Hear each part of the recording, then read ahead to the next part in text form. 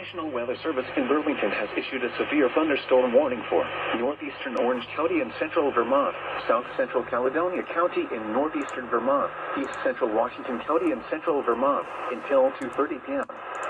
At 1:50 p.m., a severe thunderstorm was located over East Orange, moving east at 30 miles per hour. Hazard, 60 miles per hour wind gusts and penny-sized hail. Source, radar indicated. Impact, expects damage to trees and power lines.